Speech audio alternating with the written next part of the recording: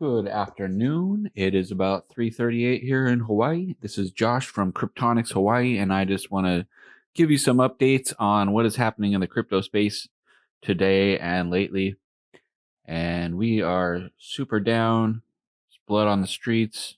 It's not looking good for some of our favorite coins, but sometimes those dips happen before a large spike. So be prepared. Anything can happen. So, some news today: Philippines Central Bank to license crypto trading and custody firms. The Bangko Sentral ng Filipinas has expanded its regulatory remit of the crypto space to include all cryptocurrency financial service providers. So, the Philippines is moving full steam ahead in the crypto space. In keeping with the emergence of clear-cut crypto regulations across Southeast Asia, Philippine Central Bank (BSP) has enacted a broader licensing regime for digital asset firms in the country. According to the Philippine Daily Inquirer, all crypto financial service firms in the country must now be licensed by the BSP. Thus, exchanges dealing in crypto-to-crypto trading pairs and custody platforms must now obtain approval from the central bank. The expanded regulatory regime also covers cryptocurrency derivatives platforms. That is likely the legislation that we are going to see in the United States as well. The central banks controlling and regulating all cryptocurrency transactions and basically overseeing the space, as well as governmental entities. Here we have a tweet from Hannah. Still, people think we are years away due to lawsuit, SEC lawsuit, Davos meeting, and WEF announcement of SDR basket. IMF will take the control of XRP escrow. XRP, all the money. All the money. Don't forget, people. All the money is going to be running on the XRP ledger. It is the bridge currency that's going to bridge all of these different blockchains and cryptos and fiats, digital fiats. So, talking about SDRs, SDR basket, some people are saying that XRP is going to be some type of special SDR, which is a special drawing rights. They have a basket of fiat currencies that they use to basically make claims. It's basically like a reserve asset. So it was created by the IMF in 1969 as part of the Bretton Woods system. So that's what they're saying now. Right now is the new Bretton Woods moment. Bretton Woods happened after World War II when they reorganized the entire financial system and offered certain types of trading assets. Access only exclusive members make up this elite group: US, UK, EU, Japan, and China. Ownership: you can't actually own SDR as currency. SDRs are currently only able to be held by governments and international organizations. That's what makes me a little bit worried or concerned about XRP, because the only thing that can stop us now, I think, is if they were to try to seize it or ban it.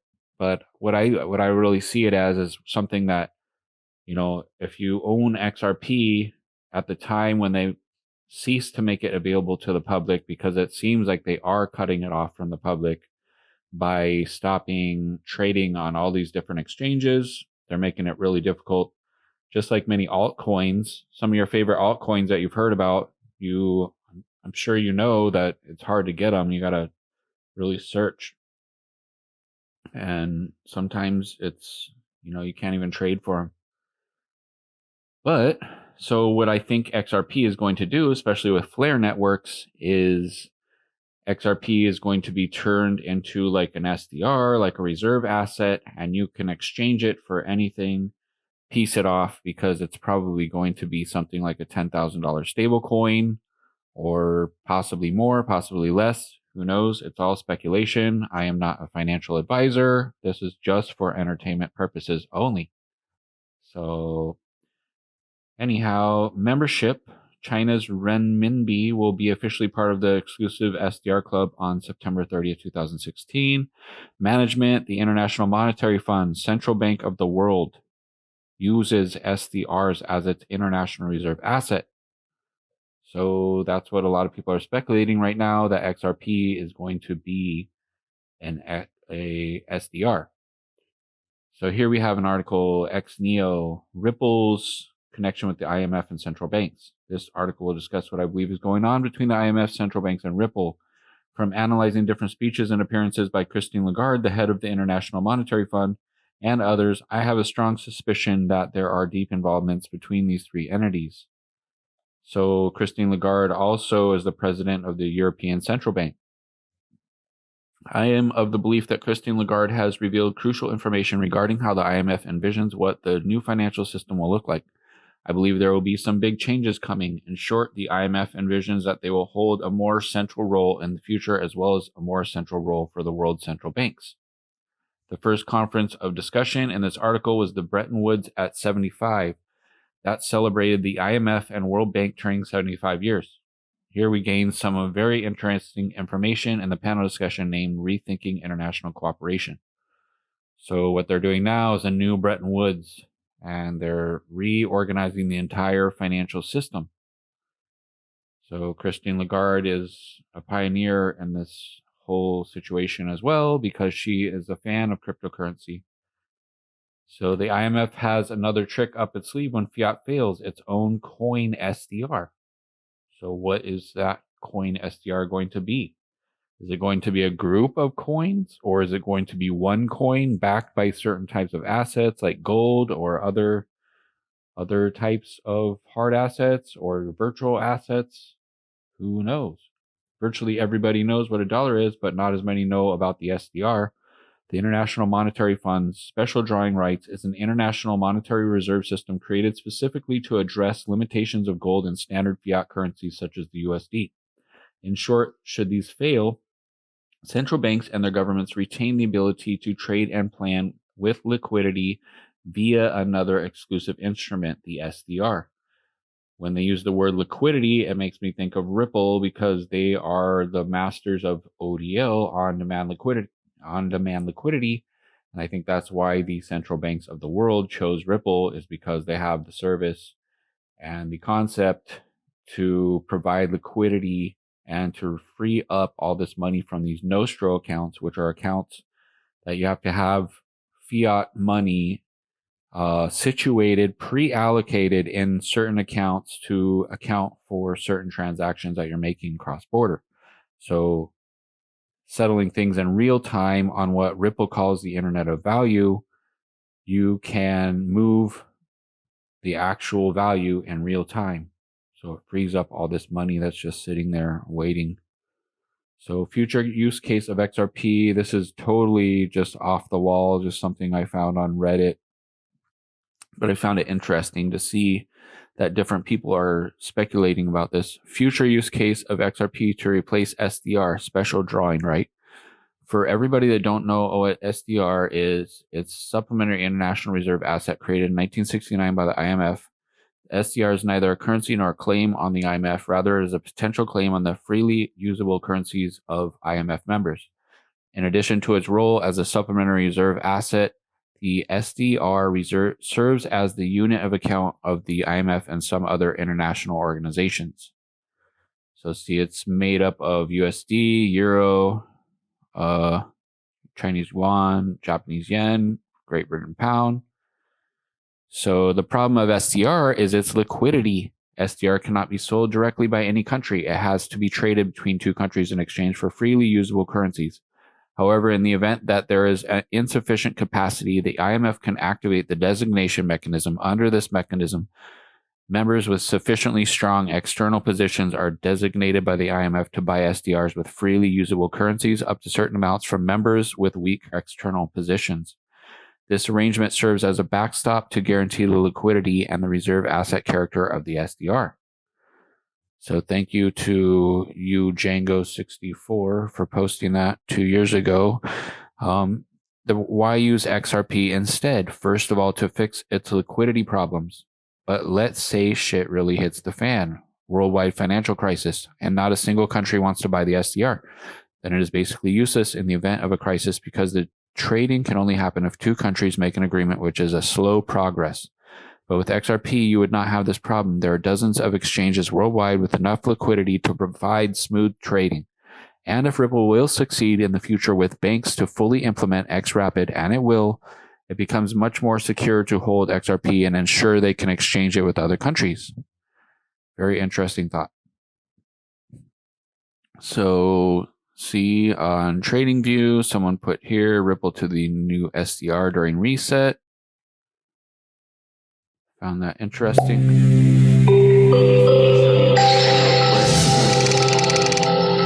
Explaining SDRs, the IMF. The Special Drawing Right, or SDR, was created by the IMF in 1969 to supplement the official reserves of its member countries. The SDR is an interest-bearing international reserve asset that can only be held by the IMF, its member countries, and designated official entities known as prescribed holders. In addition to this role, the SDR serves as the unit of account of the IMF and several other international organizations.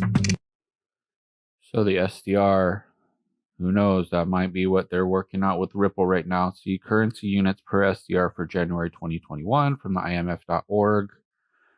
Something real quick now, I'm going to switch gears. I found a new coin that I'm going to research. I'll bring you some more information in the future about it. Terra has announced a coin called Luna. It looks very interesting. Terra partners with Axeler to bring interoperability to the Terra ecosystem. Terra Swap on the Terra blockchain. It looks pretty interesting stuff. But Terra partners with VELO Labs to build out a next generation payment system. And I've been wondering what VELO Labs is, so I'm going to do some research and dig into these two. Give you some more interesting info on these. What is VELO Labs? VELO Protocol. Basically, it's for big businesses using smart contracts, primarily in the Southeast Asia and wider Asia Pacific region and beyond. So I'm going to stay tuned for some future info about these. Should be pretty cool. Those guys are actually, I was kind of digging on some stuff. Those guys are working for CP Group, CP Foods. These guys are out of Thailand. They're like a big Southeast Asian conglomerate. So, but when I was looking, I was thinking about sustainability, and that leads me to talk about the kind of green cryptocurrency fix our toxic relationship with the environment. Euronews, everything's about green sustainability, especially we have a new president now. It's leaning towards everything green tech, high tech, super tech, everything tech. You probably heard the term, but getting to the bottom of what a cryptocurrency actually isn't always easy.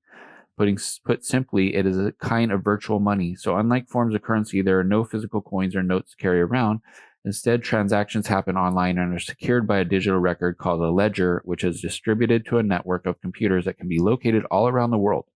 Once a transaction is put in the ledger, it can't be changed and past entries can't be tampered with. So I found real quick, EcoCoin is a cryptocurrency linking wealth to the environment. A group of organizations have come together to form a charity hoping to use this innovation to change how we think about what has value. EcoCoin incentivizes users to carry out sustainable actions. The more environmental good you do, the more coins you get. It's pretty cool idea. Hopefully it's not one of those kind of scam things, but it looks pretty interesting. I'm going to check that out too. EcoCoin, use your own water bottle, take the stairs and skip the lift. Purchase a meat-free lunch, bike repair. I don't know. Looks pretty interesting. Anyhow, moving along. How blockchain technology can advance sustainability by karmaimpact.com. Blockchains have been used to help ease hunger in refugee populations, upgrade supply chains, and get medical supplies to needed facilities and aid in earthquake rescue. So they're talking about everything sustainable right now. That's what this whole World Economic Forum, the Great Reset, Sustainable Agenda, this article from United Nations, Blockchain and Sustainable Growth, Digital Transformation, Decentralization and Blockchain. Just showing you some people that, a lot of people think of crypto and they think like, oh, shady, but this is huge. This is all the latest tech. This is the topic of the century right now. Blockchain has the power to change our world for the better in so many ways. It can provide unbanked people with digital wallets, prevent fraud, and replace outdated systems with more efficient ones. But we still need this new and improved world to be one that we want to live in. The largest cryptocurrencies, Bitcoin, Bitcoin Cash, and Ethereum, require vast amounts of energy consumption to function. Last year, blockchain used more power than 159 individual nations, including Uruguay, Nigeria, and Ireland.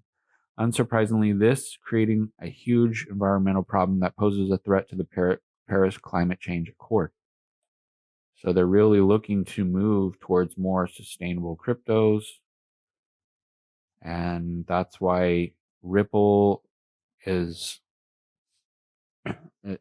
cutting edge on every aspect, but Ripple is a startup working with Ripple is working with a startup, Energy Web, to make crypto green.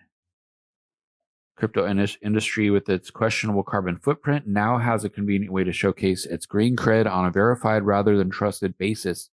But that raises a tricky questions, like the likes of Amazon and Google, whose processing largely takes place within directly owned and controlled data centers, are able to contract clean energy with relative ease and precision. But who do you ask for if you want to make Bitcoin greener? So announced Wednesday, Energy Web, a nonprofit focused on decentralized approaches to decarbonizing the grid, wants to show how a large blockchain platform can switch to a zero carbon footprint. To start with, the organization is teaming up with San Francisco-based Ripple and the XRP Ledger Foundation, because they like the best of the best, and Ripple is the best. It's the number one digital asset. I know the price looks like it's not, but don't let that fool you. They're trying to keep it down so it doesn't look like what it is. So how green is your currency? Ripple tweeted. Check out the interactive carbon calculator tool to compare the energy consumption of cash, credit cards, and crypto. Carbon calculator. So they got this carbon calculator. You can, check it out, whether it's in cash, on a credit card, or with crypto. Every transaction you make consumes energy and therefore emits pollutants into the environment. The impact of this is startling when you look at the total transactions across an entire year for any one form of currency. So it's a huge topic right now, and they're looking to modify the way we make payments. So from Ripple leading the way on global crypto and fintech sustainability, the world is in the midst of a global climate crisis, one that is impossible to ignore. To avert the worst-case climate scenarios, countries around the world have committed to reach carbon net zero by 2050. Addressing sustainability across all industries is a worldwide priority, and global finance is no exception. The blockchain and digital asset industry will play a critical role in building a sustainable future for global finance. We as an industry need to come together to dramatically reduce our collective environmental impact as broad adoption takes hold. They know that this case is not anything but a chicken wing. So don't even stress on it. These dips and swings in the market are natural, and it's algorithms and fear. Don't let that keep you out. The environmental impact, cryptocurrency mining versus consensus. Now, proof of work mining underlies Bitcoin is used to validate transactions within its blockchain, consumes large amounts of energy. So, and lastly, just want to talk a little bit about the whole Davos China Xi calls for greater economic policy coordination for G20.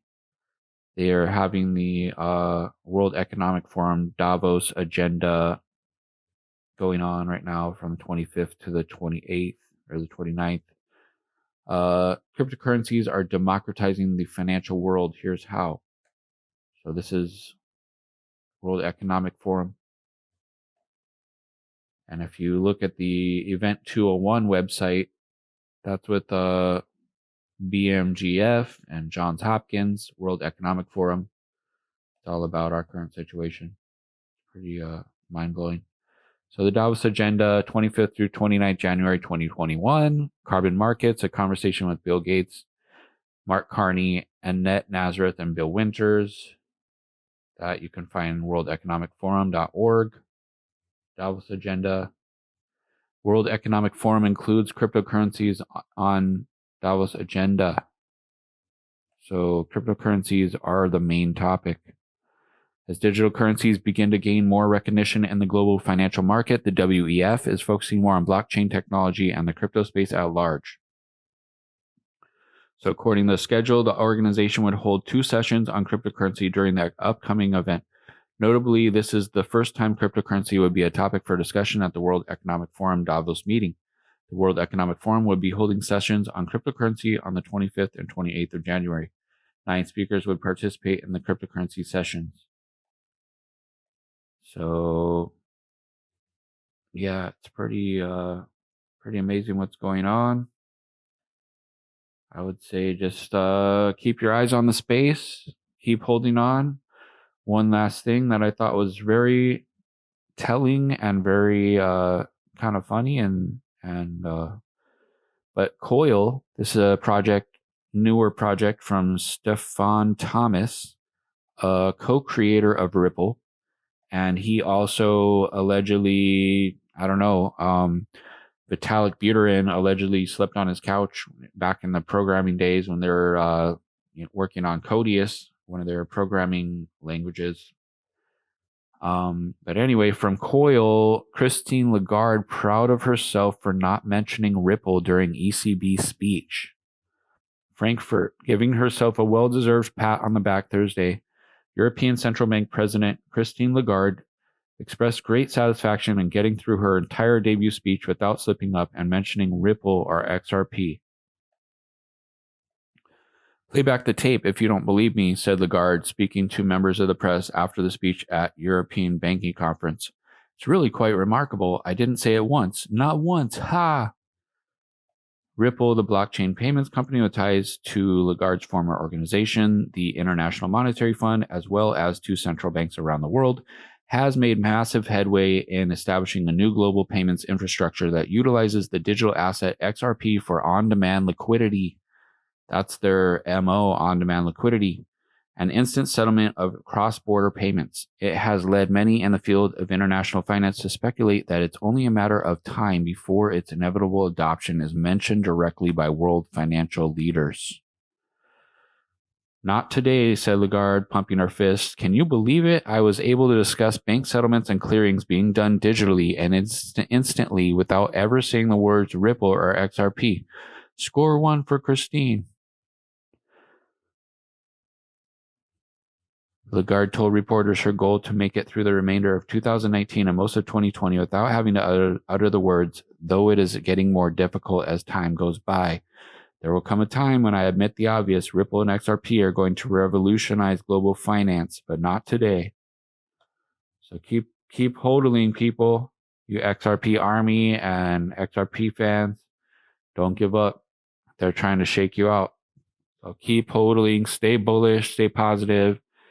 Keep rocking, keep doing your thing, and have a wonderful day. Aloha from Honolulu. This is Josh from Cryptonics Hawaii. Please give us a like and subscribe, and have a wonderful rest of your day or evening or wherever you're at in the world.